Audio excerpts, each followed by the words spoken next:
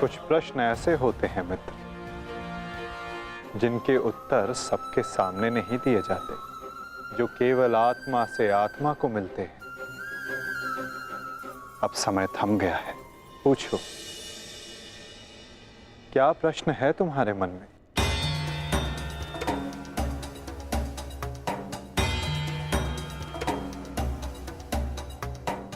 आप तो सारथी हैं ना, अपने रथी का मन पढ़ लेते हैं, तो पढ़ लीजिए। मैं पहले भी कह चुका हूं मित्र, मुझे तुम्हारे मुख से सुनना अच्छा लगता है।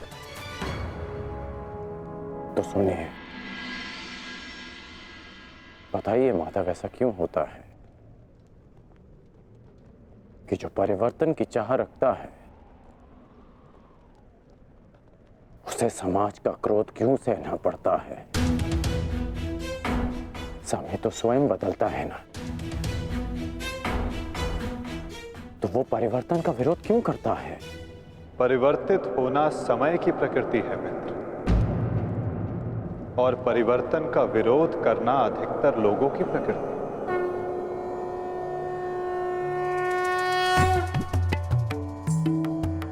परिवर्तन के कारण मनुष्य को अस्थिर होना पड़ता है, और यही अस्थिरता मनुष्य को पीड़ा देती है मित्र। इसी कारण समाज परिवर्तन के विरुद्ध खड़ा होता है, परिवर्तन करने वालों को पीड़ा देता है, ताकि वो परिवर्तन के मार्ग से हट जाए। तो क्या इस विरोध के फलस्वरूप समाज को अधिकार है कि वो एक अबोध की हत्या करे? क्या दोष था मेरे भाई शौनक? यही कि उसने वेद पाठ किया, उसके लिए उसके मुख में पिघला स्वर्ण भर दिया गया।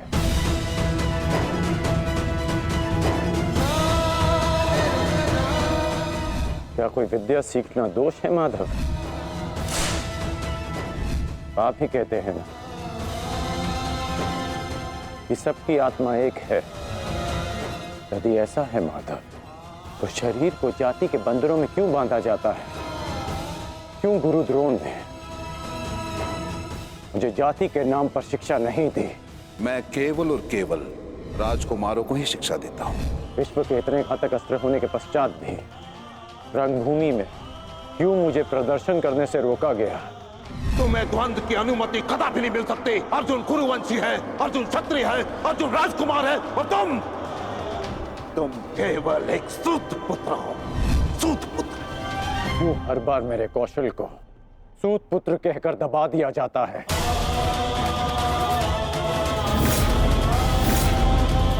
ठहरो, मैं एक सूत पुत्र से विवाह नहीं करूंगी।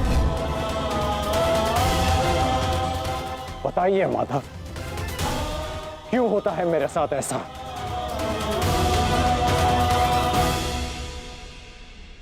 चूंकि तुम विशेष थे कर्ण, चूंकि भाग्य ने तुम्हें परिवर्तन के युद्ध का योद्धा चुना, और जो विशेष होते हैं उनकी परीक्षाएं भी विशेष होती हैं।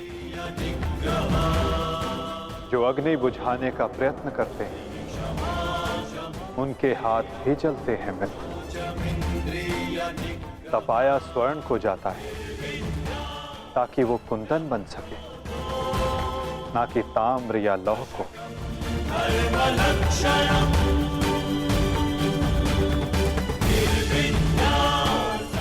मेरी दृष्टि से देखो मित्र, आज तुमसे बड़ा पराक्रमी, तुमसे बड़ा शूरवीर और कोई नहीं मेरी दृष्टि में।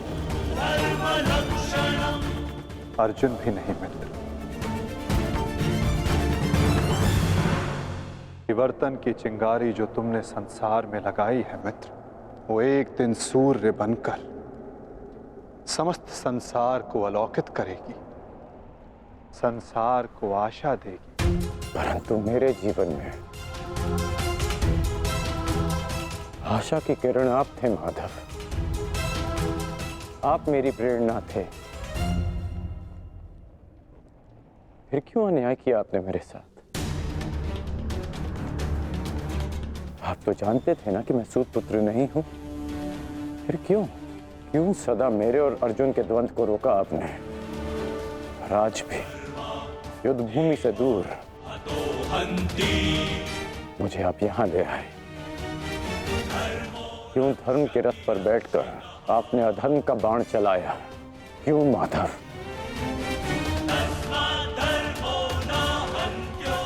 यदि आपको मेरे प्राण चाहिए थे तो सीधे कह देते माधव, मैं प्रसन्नता से अपना शीश काटकर थाली में आपको भेंट कर देता।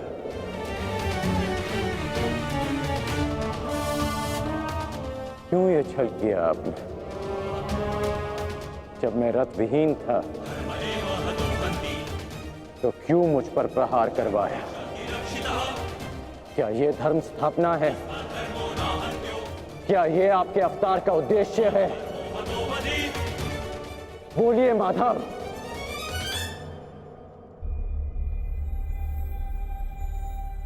आप उत्तर क्यों नहीं दे रहे हैं? अर्जुन से पूर्व मैं आपका रथी था, आप मेरे सारथी थे। और आप ही कहते हैं ना कि सारथी रथी का मन पढ़ लेता है। तो आज क्या हुआ? आपको मेरे प्रश्न पता है, फिर उसके उत्तर क्यों नहीं दे रहे हैं आप? बोलिए।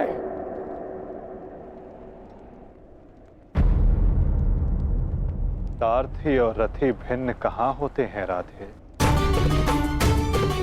वो दोनों तो एक अंग होते हैं। जब एक सारथी अपने रथी के मन में उठने वाले प्रश्नों को समझ जाता है तो क्या रथी को अपने प्रश्नों का उत्तर अभी तक नहीं मिला? मैं परशुराम तुम्हें श्राप देता हूं। जिस समय तुम्हें इन दिव्यास्त्रों की सबसे अधिक आवश्यकता होगी, उस समय तुम इसके अनुसंधान की विधि भूल जाओगे। ब्रह्मास्त्र का आवाहन भूलने पर भी तुम्हें भान नहीं हुआ मित्र कि ये सब क्या है और क्यों हुआ?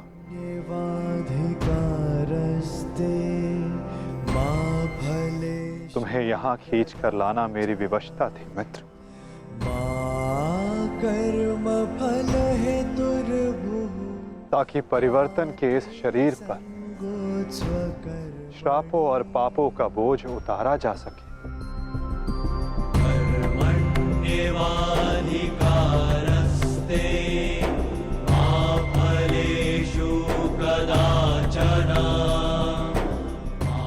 तुम्हारे रथ का चक्का पहली बार नहीं फंसा है कर्ण।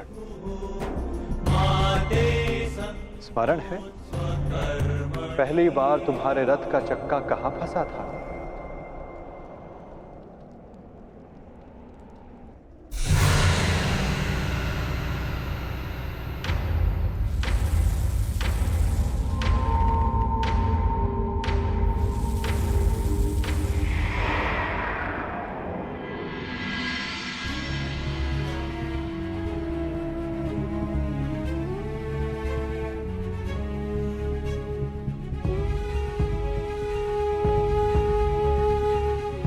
ये स्थान स्मरण है मित्र? स्मरण है कि हम किन परिस्थितियों में पहली बार मिले थे?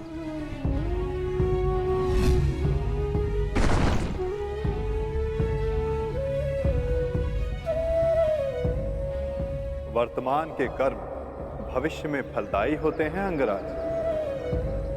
कोई ऐसा कार्य मत करना कि भविष्य पीड़ादायी हो। कर्म मनुष्य के मार्ग चुनने से निश्चित होता है अंगराज। प्रश्न ये करना चाहिए कि मार्ग कौन सा चुना जाए, क्योंकि लक्ष्य उत्तम होने पर भी यदि मार्ग अनुचित हो तो लक्ष्य प्राप्ति असंभव है।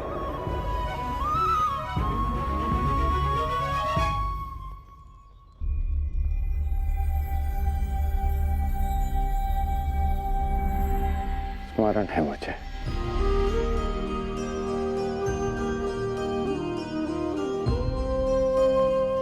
मैं प्रारब्ध बदलना चाहता था मित्र।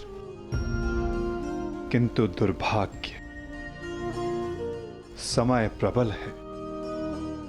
तुम्हारे वचनों के कारण, श्रापों के कारण और पापों के कारण इस वर्तमान स्थिति में आना ही पड़ा कर्ण। वचन और श्राप, इन दोनों का बोझ मैं समझता हूं, परंतु पाप, मैंने कौन सा पाप किया माधव? परिवर्तन की चाह रखना, क्या ये पाप है? अपने गुरु के विश्राम को भंग ना करना, क्या ये पाप है? अपने मित्र की सहायता करना, जिसने सदैव मुझे सहारा दिया, क्या ये पाप है?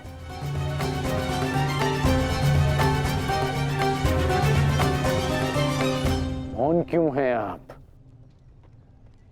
बताइए। मौन,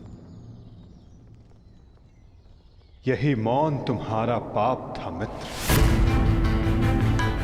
तुम्हारी चुप्पी तुम्हारा अपराध था। पांचाली के वस्त्र हरण पर तुम्हारे शस्त्रों का मौन रहना अपराध था मित्र। होश में आओ दुर्योधन, तुम्हारा प्रतिशोध पूर्ण हुआ, मत करो यह अनर्थ। प्रतिशोध तो अभी आरंभ हुआ है मित्र, और अब इसके मध्य में तुम्हें भी नहीं आने दूंगा।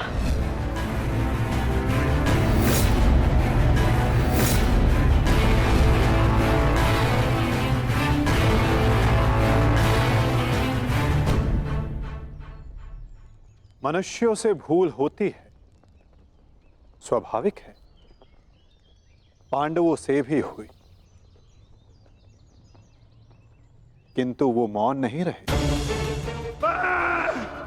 पांडुपुत्र भीम, ये प्रतिज्ञा लेता हूं, पर यही जंगल तोड़कर तुम्हारा प्राण ले लूंगा दुर्योधन। आज्ञा दीजिए भ्राताश्री, हम इनका सर्वनाश कर देंगे।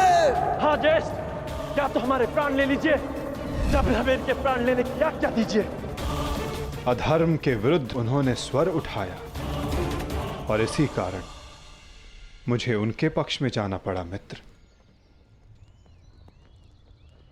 और तुम मौन रहे, इसलिए मैं तुम्हारा साथ नहीं दे सका मित्र। संसार को दुष्ट आत्माओं के उपद्रव ने जितनी हानि नहीं पहुंचाई, उससे कहीं अधिक हानि महात्माओं के मौन ने पहुंचाई है मित्र।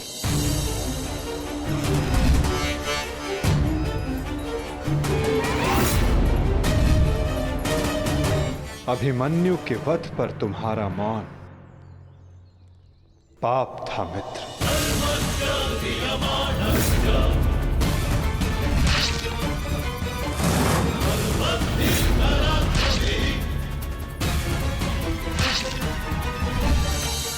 दुर्योधन के हर उठते स्वर पर तुम्हारा दबता स्वर अन्याय था।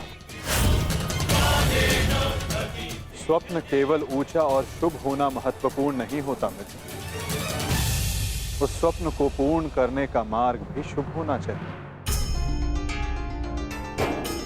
परिवर्तन की चाह में तुम अधर्म का हाथ थाम बैठे मित्र, ये तुम्हारा अपराध था। अपनी प्रतिज्ञा पूर्ण करने के लिए तुम दुर्योधन को मित्रता का वचन दे बैठे मित्र, ये तुम्हारा अपराध था। अमृत पाने की यात्रा तुमने विषधर के कंधों पर बैठकर की मित्र, ये तुम्हारा अपराध था।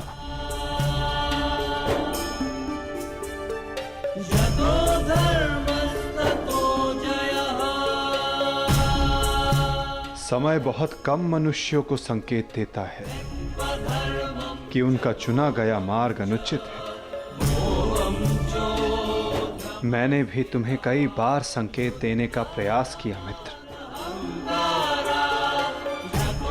अवसर तुम्हें मिला था मित्र, कई बार मिला था, किंतु अपने वचन के कारण तुम सत्य के मार्ग पर ना आ सके मित्र। ये तुम्हारा अपराध था। अवश्य तुम थाली में सजाकर मुझे अपना सर दे देते, किंतु उनसे उन पापों का, उन श्रापों का भार कम नहीं होता मित्र, जिनको तुमने अपने कंधों पर लादा हुआ है। हम सब अपने चैनों का उत्पाद होते हैं मित्र। हमारे चैन ही हमारा प्रारब्ध निश्चित करते हैं, और आज इस पल का निश्चय तुम्हारे चैन ने किया है।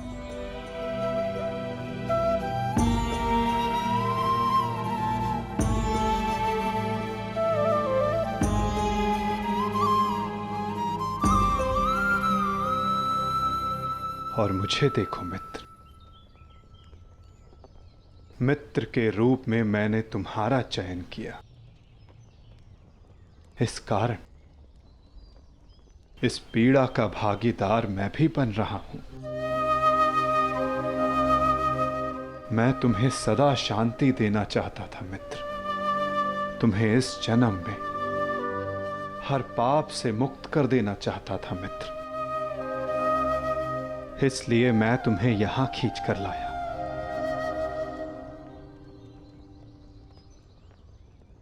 मुक्त हो जाओ मित्र, मुक्त हो जाओ कर्ण।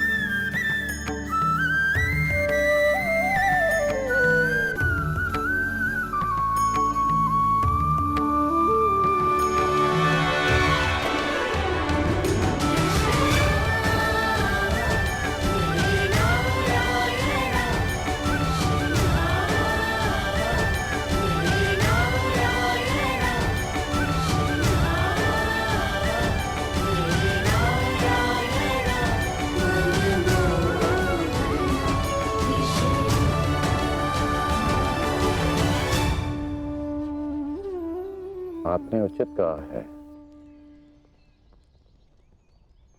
कि हम सब अपने चयन का उत्पाद हैं।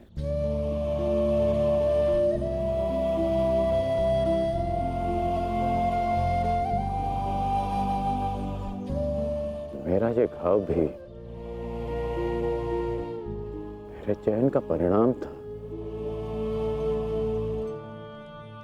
उसे आपने ले लिया माता, परंतु ये अवश्य किसी और के हिस्से में पीड़ा गई होगी।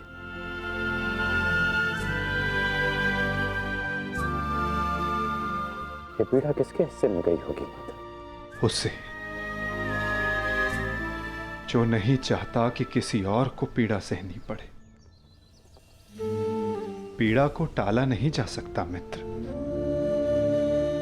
किंतु बांटा अवश्य जा सकता है। एक मित्र ही मित्र की पीड़ा बांटता है।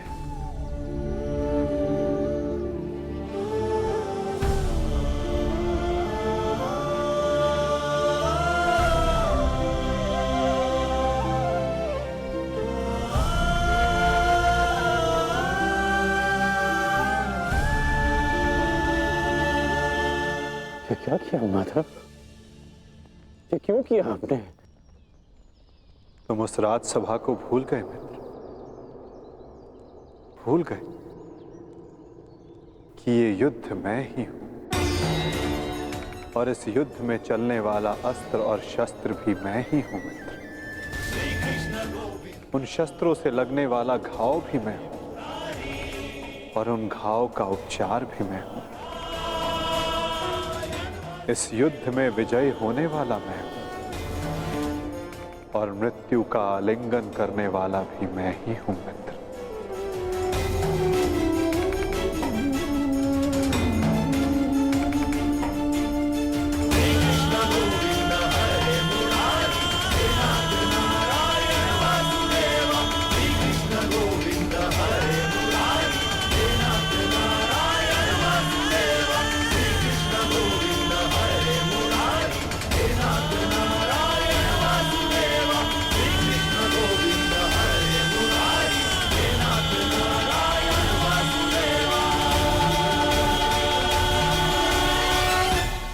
दोनों मित्र हैं।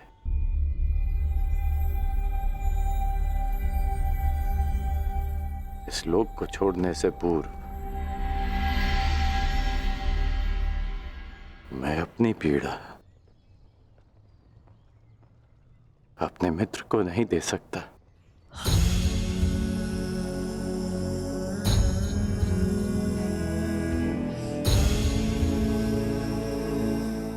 माधव, मेरे जीवन रथ को अंतिम लक्ष्य पर ले चलिए, ले चलिए माता। मैं प्रसन्न हुआ मित्र। एक समय था कि मैंने तुम्हें अपना रथी चुना था और मैं सदा चाहता था कि तुम मुझे अपना सारथी चुनो। अंतिम क्षणों में ही सही, किंतु आज तुमने मुझे अपना सारथी चुना मित्र। आओ मित्र, तुम्हें तुम्हारे लक्ष्य पर ले चलता हूं। सूर्यास्त होने से पूर्व तुम्हें वहां पहुंचना है और विश्राम करना है मित्र।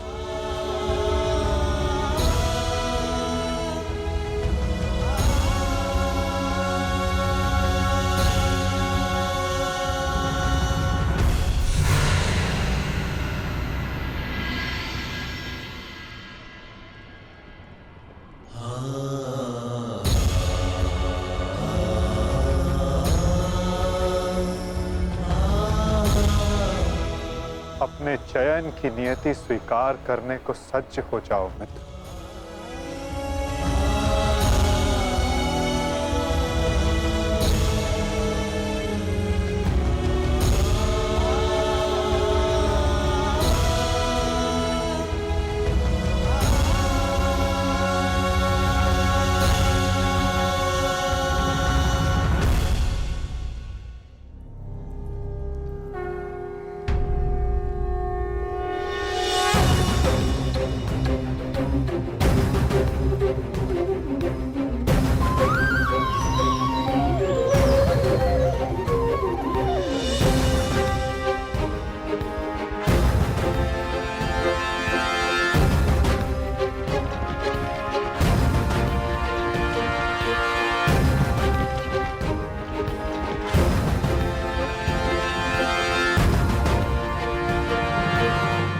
मुक्त करो अंगराज को पार्थ।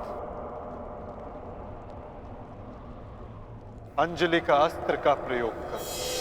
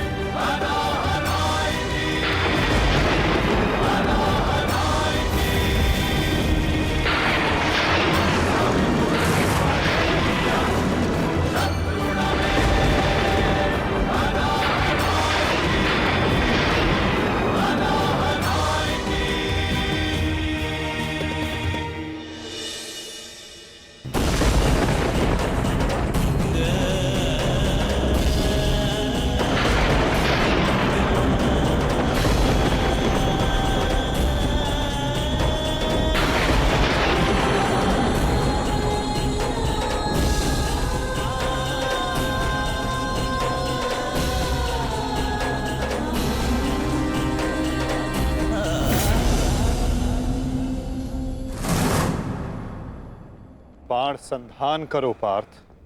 माधव, मेरे हाथ कांप रहे हैं। नहीं पार्थ, तुम पाप नहीं कर रहे, पुण्य कर रहे हो। तुम एक सदात्मा को उसके भार से मुक्त कर रहे हो।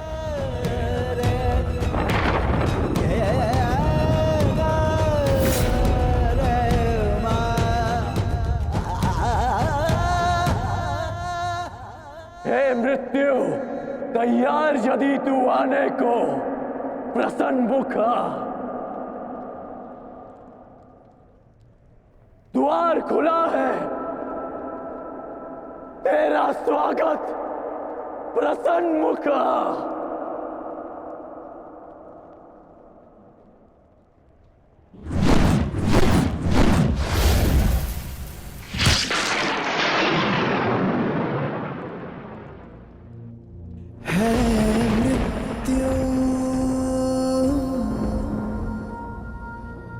तैयार यदि तुम आने को, प्रसन्न मुख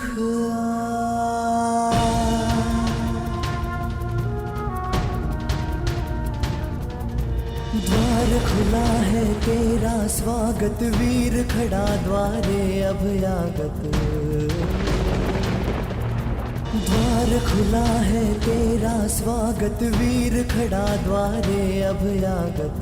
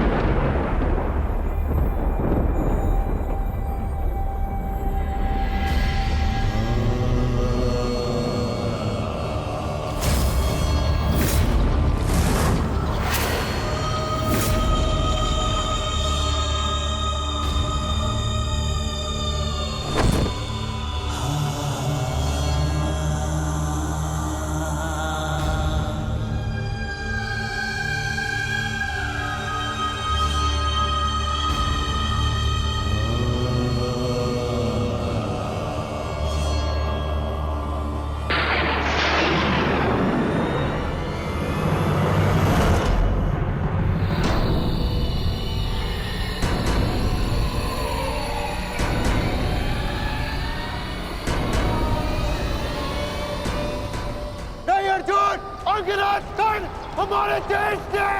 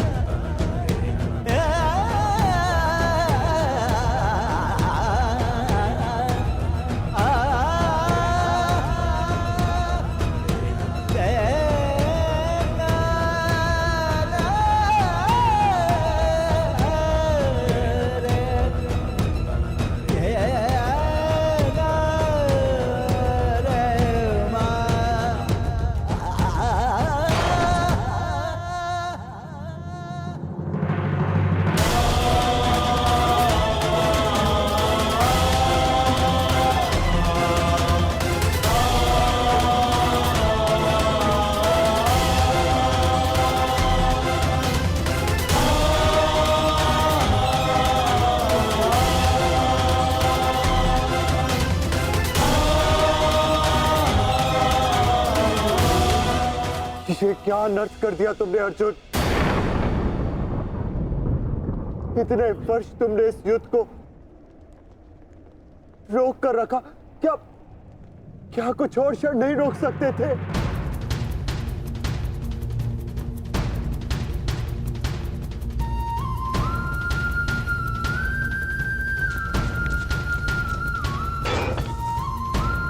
ज्येष्ठ,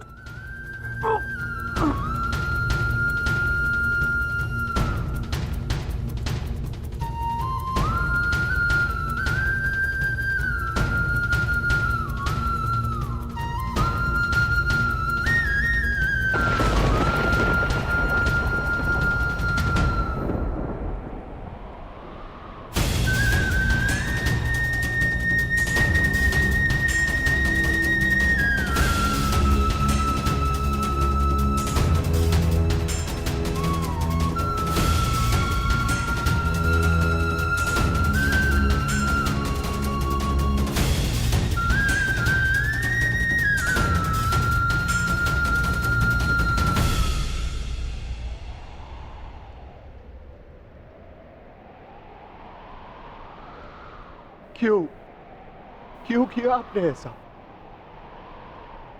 आप प्रारंभ से जानते थे ना कि आप हमारे ज्येष्ठ हैं।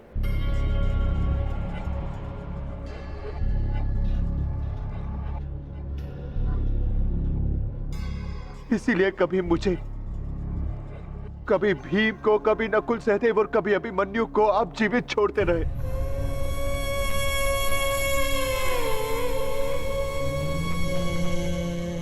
एक बार संकेत तो किया होता ज्येष्ठ।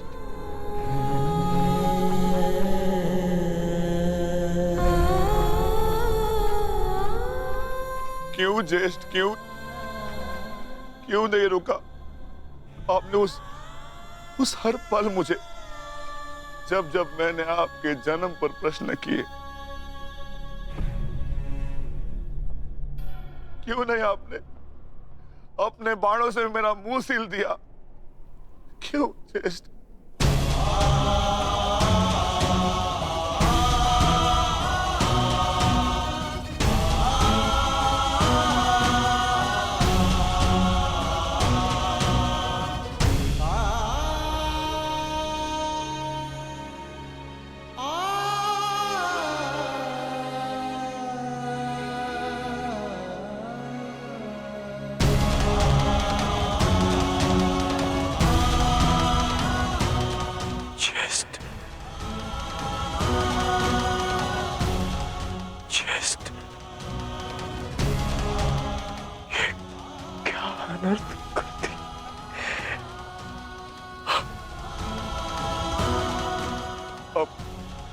अपने ज्येष्ठ को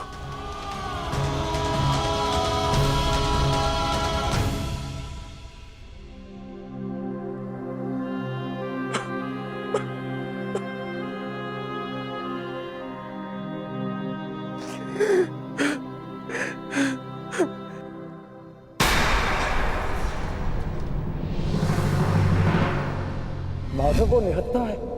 नहीं पार्थ, यदि अंगराज के हाथों में विजय धनुष आ गया तो तुम कुछ नहीं कर पाओगे पार्थ। प्रहार करो पार्थ, अपने मार्गदर्शक की आज्ञा का पालन करो पार्थ। प्रहार करो पार्थ।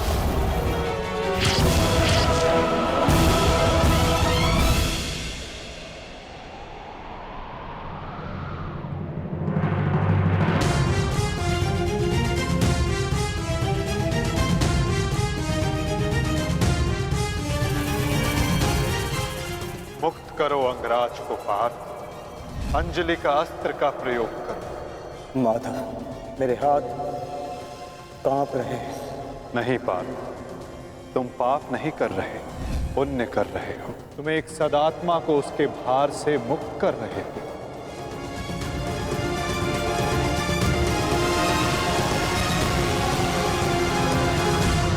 आप तो जानते थे ना, कदाचित सबसे पहले ये सत्य आप जानते थे।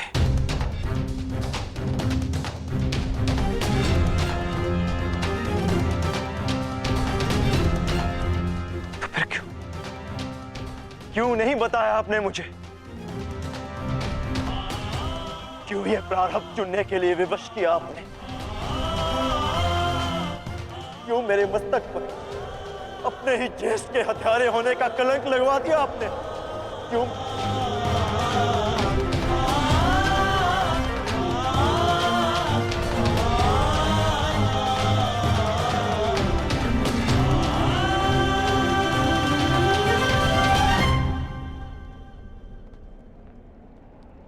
मनुष्य को प्रारब्ध देने वाला मैं कौन होता हूं पार्थ?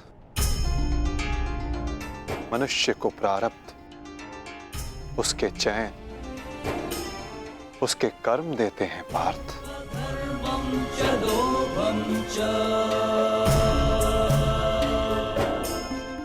बीज में स्वस्थ मीठे फल लगेंगे या उस बीज को सूख जाना होगा, इसका चयन बीज स्वयं करता है पार्थ,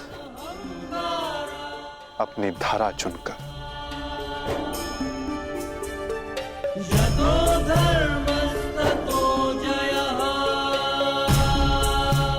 तुमने धर्म का साथ देना चुना पार्थ, और कर्ण ने अधर्म का साथ देना।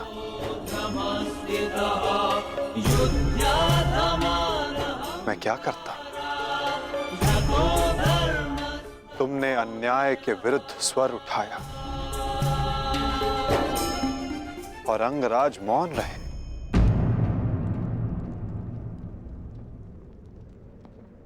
मैं क्या करता पार्थ?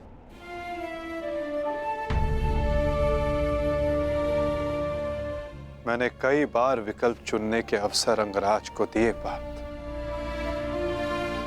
किंतु उन्होंने यही चुना।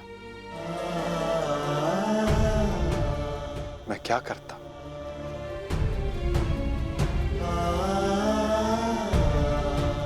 मैंने तुम्हें पहले कहा था ना पार्थ कि इस महायुद्ध में अब भी बहुत आहुतियां डलनी शेष है।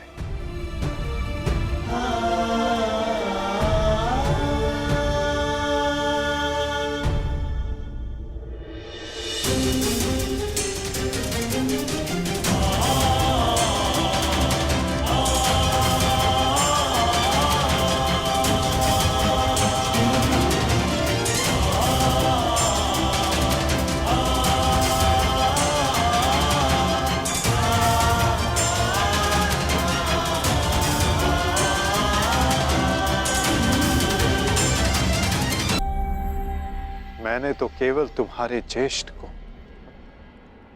उनकी पीड़ा, उनके भार से मुक्त किया है पार्थ।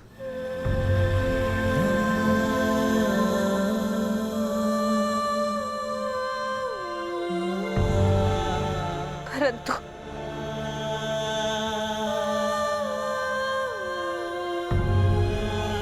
मैं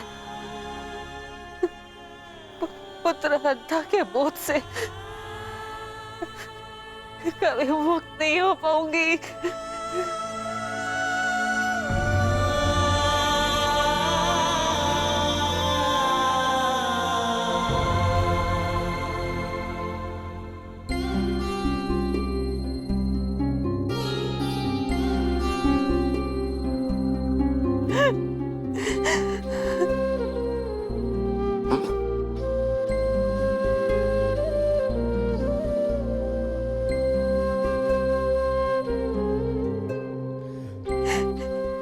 ऐसे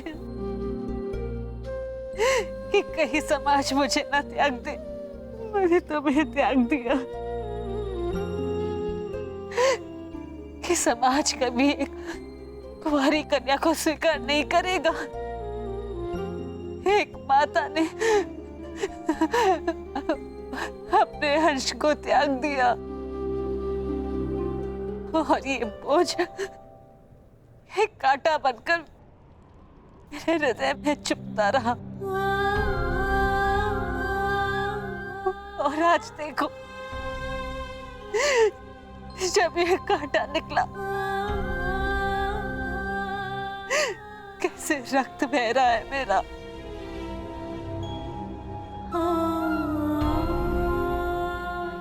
वैसे एक पुत्र अपने माता ऋण से मुक्त होता है और ये माता अपने संतान ऋण से मुक्त नहीं हो पाएगी।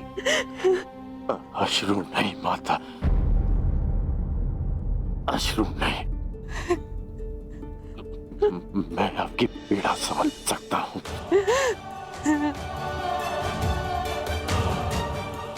मैं संसार से, आपसे, अपने आप से बहुत क्रोधित था, परंतु अब नहीं।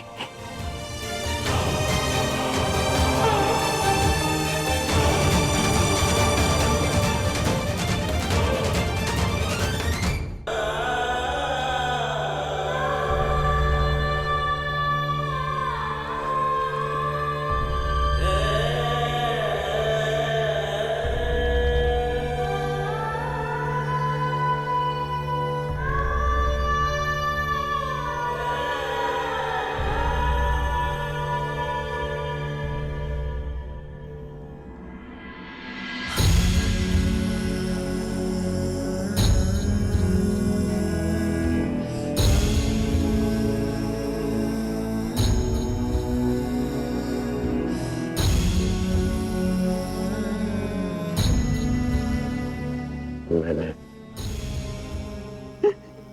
आपको परिवर्तन का वचन दिया था,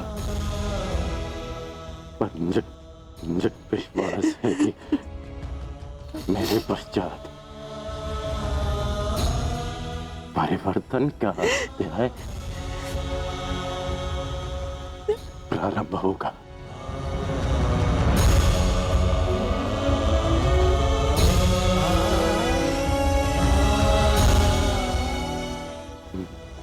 मैं आपका नहीं हूँ।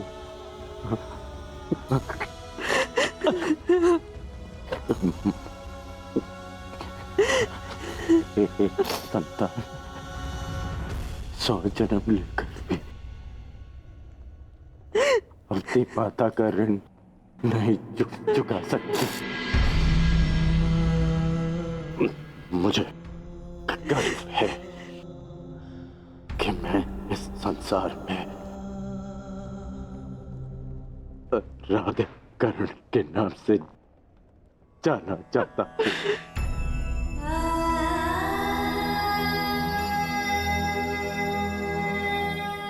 माँ, मुझे विश्वास है कि मैं संसार में सदा राधे कर्ण के नाम से ही जाना चाहूंगा।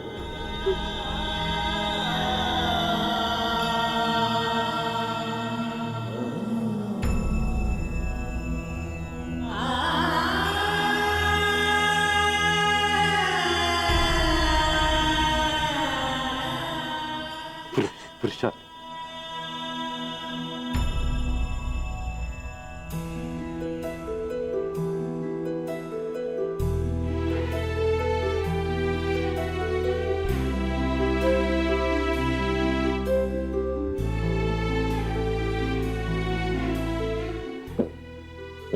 मुझे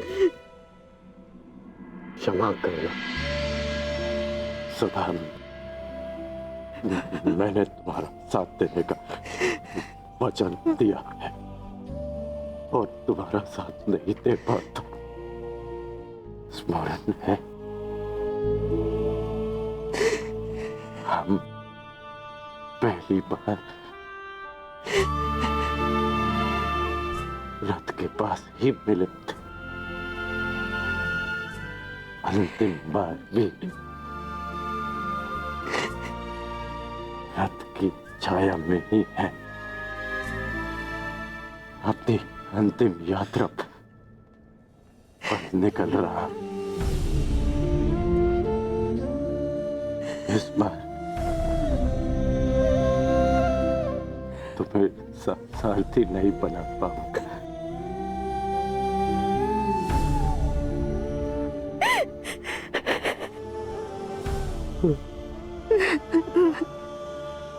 मुझे रोते हुए मत करना। नहीं रोएगी वृषाली, और तुम्हारे सारथी के रूप में सदा तुम्हारे साथ रहेगी। तुम एक शरीर नहीं हो कर्ण, एक सोच हो, और एक सोच कभी नहीं मरती।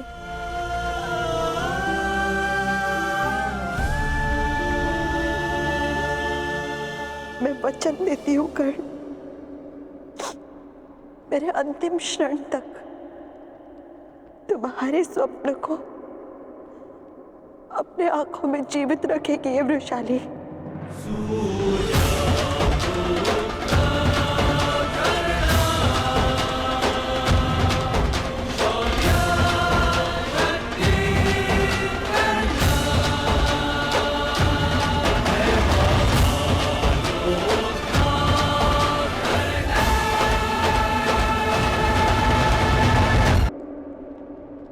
मेरे अंतिम क्षण तक तुम्हारे स्वप्न को अपने आंखों में जीवित रखेगी ये वृषाली। परिवर्तन आएगा कर्ण, परिवर्तन आएगा। जिस दिन जाति के आधार पर किसी के भी साथ पक्षपात नहीं होगा।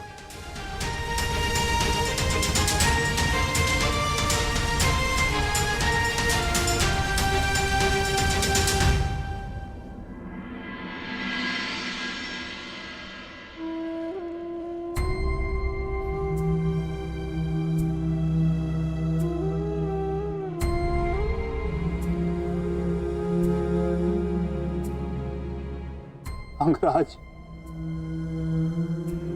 मुझे क्षमा कर दो, क्षमा कर दो मुझे। मद्रराज, आपकी आंखों में अश्रु अच्छे नहीं लगते।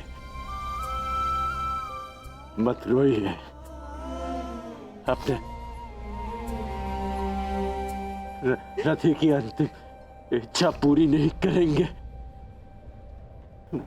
मुझे मेरा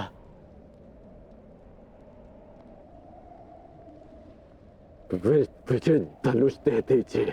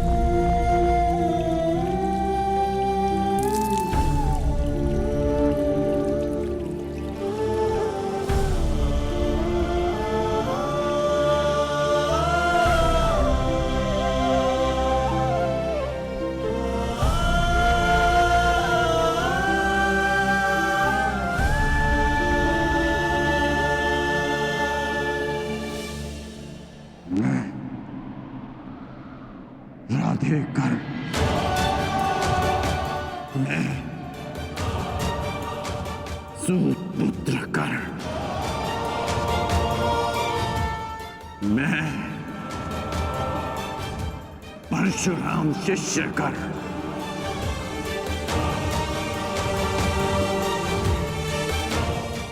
हाथ में गंगा जल उठाकर ये घोषणा करता हूं कि मैंने अपनी जननी को क्षमा किया।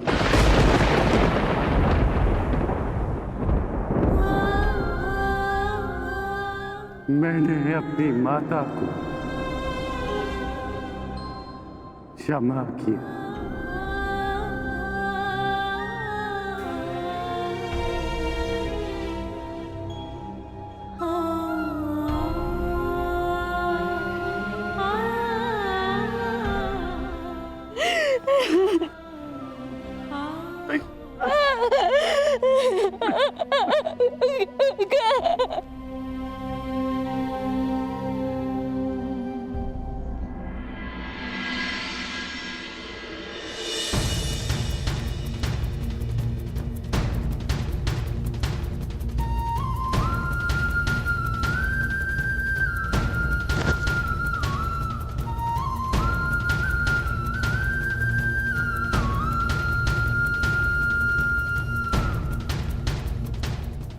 आनंद आया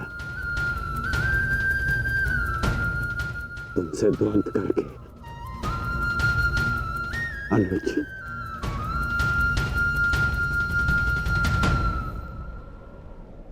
कदाचित किसी और युद्ध में हम अवश्य एक पक्ष में होंगे।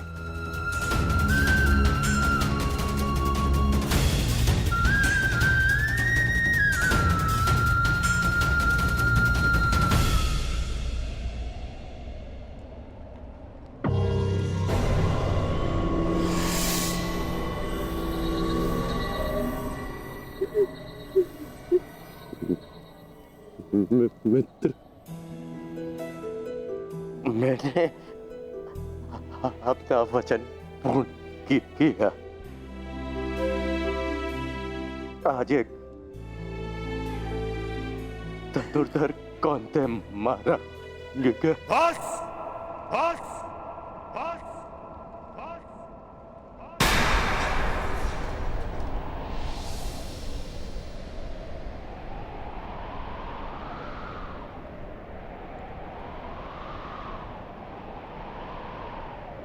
बड़े छोटे हो तुम कर्ण।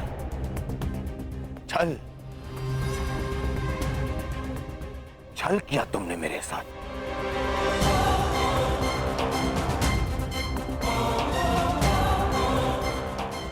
मित्रता की आड़ में पीठ पर प्रहार किया तुमने कौंतेय।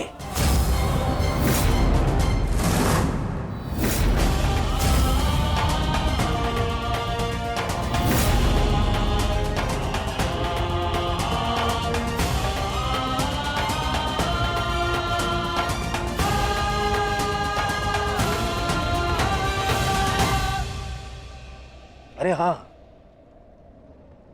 तुम भी तो इन्हीं के भाई हो। तुम्हारे तो रक्त में ही है छल करना, क्यों है ना कौंतेय?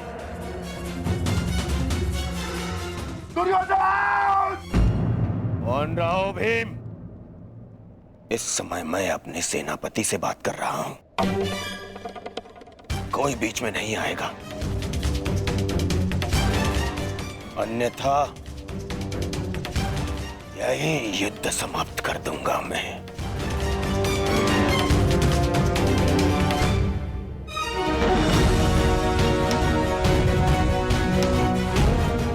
आज क्या तुम तो प्रारंभ से मेरे साथ में छल कर रहे हो कर्ण। मेरे मित्र होते हुए भी तुमने सदैव इन पांडवों का पक्ष लिया। शीघ्र ही आपको द्यूत का बुलावा आएगा। मैं आपको सावधान करता हूं कि उस निमंत्रण को स्वीकार मत करना, क्योंकि मुझे संदेह है कि गांधार राज ये निमंत्रण आपके सम्मान के लिए नहीं, उस अपमान के प्रतिकार के लिए भेज रहे हैं।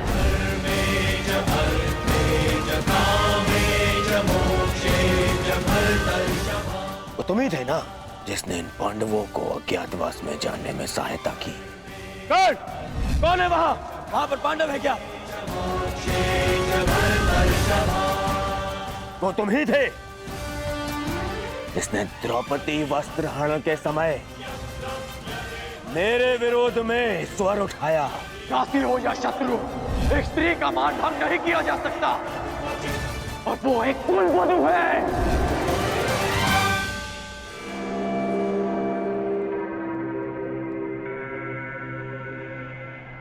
वो तुम ही थे जो सदैव मुख पर मित्र बना रहा और पीठ में प्रहार करता रहा। करता क्या? इन पांडवों का पक्ष लेकर।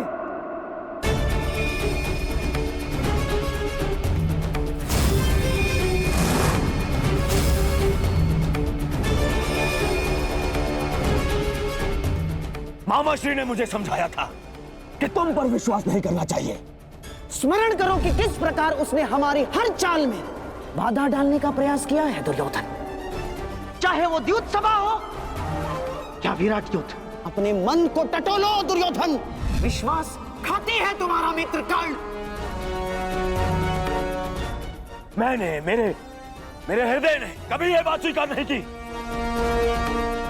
अरे तुम्हें अंगराज बनाया, मित्र बनाकर गले से लगाया, सूत पुत्र से राजन बनाया, अर्जुन से द्वंद्व करने का